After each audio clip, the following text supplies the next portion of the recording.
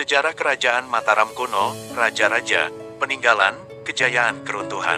Indonesia merupakan negara yang pernah memiliki kerajaan-kerajaan besar dan sangat masyhur, salah satunya adalah Kerajaan Mataram kuno. Kerajaan yang diperkirakan berpusat di wilayah Jawa Tengah ini mulai berdiri pada abad ke-8. Meskipun tercatat sebagai salah satu kerajaan terbesar di Indonesia, namun hingga kini belum diketahui secara pasti di mana letak kerajaan ini. Dalam sejumlah catatan sejarah, hanya dijelaskan bahwa kerajaan ini terletak dikelilingi gunung, pegunungan, dan sungai. Lantas bagaimana sejarah Kerajaan Mataram kuno? Berikut ini penjelasan mengenai sejarah Kerajaan Mataram kuno, Raja-Raja, Peninggalan, Kejayaan, dan Keruntuhan. Kerajaan Mataram kuno adalah kerajaan maritim yang terletak di Jawa Tengah. Di awal masa berdirinya, kerajaan ini merupakan kerajaan yang bercorak Hindu, namun mengalami perpecahan dan menjadi bercorak Hindu dan Buddha. Selain itu, kerajaan ini juga terbagi dalam masa atau periode yang berbeda, yakni pada abad ke-8 berpusat di Jawa Tengah, dan di abad ke-9 berpusat di Jawa Timur. Kala berpusat di Jawa Tengah dipimpin oleh dua wangsa, yakni dinasti Sanjaya, Buddha, dan dinasti Shailendra, Hindu. Sedangkan di Jawa Timur diperintah oleh dinasti Isyana. Dinasti penguasa Kerajaan Mataram kuno, Dinasti Sanjaya. Kerajaan Mataram kuno pertama kali didirikan oleh Raja Sanjaya yang bergelar Rakai Mataram Sang Ratu Sanjaya. Ia dikenal sebagai raja yang bijaksana, cakap, dan taat dalam beribadah. Selama masa kepemimpinannya, Kerajaan Mataram kuno mampu melakukan perluasan wilayah dan menjadi pusat pembelajaran agama Hindu.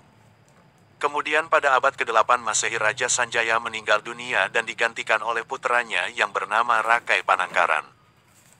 Di pemerintahan puteranya inilah terjadi perpecahan di Kerajaan Mataram kuno yang berakibat pecahnya kerajaan menjadi dua, yakni Mataram kuno bercorak Hindu dan Mataram kuno bercorak Buddha.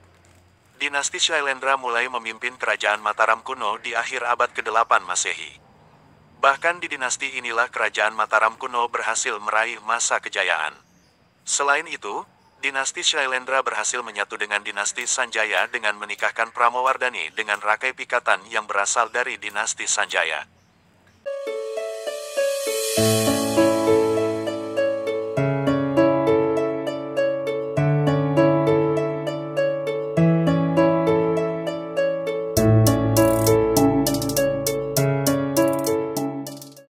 Dinasti Isyana. Empu Sindok pada tahun 929 Masehi memindahkan ibu kota Kerajaan Mataram kuno dari Jawa Tengah menuju Jawa Timur. Diperkirakan ibu kota tersebut terletak di antara Gunung Semeru dan Gunung Wilis. Selain itu, juga dilakukan perubahan nama menjadi Kerajaan Medang dengan Empu Sindok sebagai raja pertama dari dinasti Isyana. Raja-raja Kerajaan Mataram kuno. Berikut ini raja-raja dari Kerajaan Mataram kuno. 1. Rakai Mataram Sang Ratu Sanjaya 732–760 Masehi. 2. Sri Maharaja Rakai Panangkaran 760–780 Masehi. 3. Sri Maharaja Rakai Panunggalan Dharmatungga 780–800 Masehi. 4. Sri Maharaja Rakai Warak Indra Shailendra 800–820 Masehi. 5. Sri Maharaja Rakai Garung Samaratungga 820–840 Masehi. 6. Sri Maharaja Rakai Pikatan Dana Maharatu Pramodawardhani 840–856 Masehi. 7. Sri Maharaja Rakai Kayuwangi alias Dialokapala 856–882 Masehi. 8. Sri Maharaja Rakai Watuhumalang 882–899 Masehi. 9. Sri Maharaja Rakai Watukara Dia Balitung 899–915 Masehi. 10. Raja Daksa 915–919 Masehi. 11. Raja Tulodong 919–924 Masehi. 12. Raja Sumbadia Wawa 924 Masehi. Jawa Timur. 1. Rakai Hinosri Isana alias Empu Sindok 929–947 Masehi. 2. Sri Lokapala dan Ratu Sri Isana Tunggawijaya 947 Masehi. 3. Makutha Wangsawardhana hingga 985 Masehi. 4. Dharma Wangsa Teguh 985-1007 Masehi.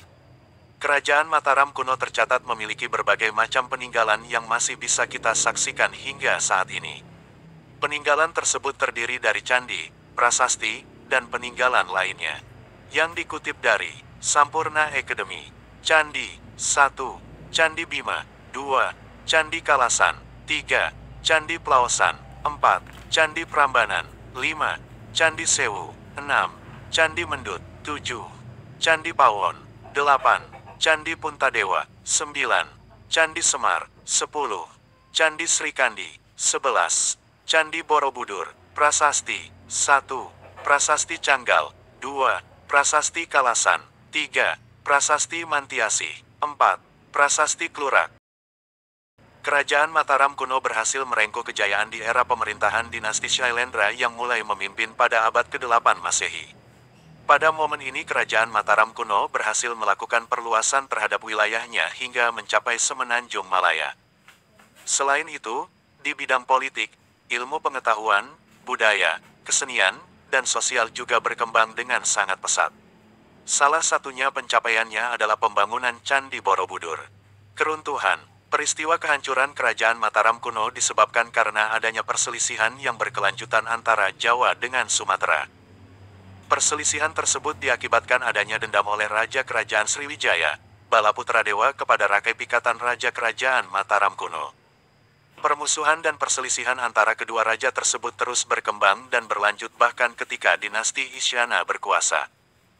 Kala ibu kota kerajaan Mataram dipindah ke Jawa Timur, Kerajaan Sriwijaya melancarkan serangan, namun dimenangkan oleh Empu Sindok yang merupakan raja kala itu. Keruntuhan kerajaan ini ditandai dengan meninggalnya Raja Dharmawangsa yang merupakan cicit dari Empu Sindok. Kala itu Raja Dharmawangsa tengah lengah karena merayakan pernikahan putrinya, sementara istana diserang oleh Aji Wurawuri dari Elwaram yang diperkirakan merupakan bagian dari sekutu kerajaan Sriwijaya. Demikian artikel ini, mengutip detikjateng.com. Ditulis oleh Noris Robi Setiawan peserta program magang bersertifikat Kampus Merdeka di detik.com. Semoga bermanfaat.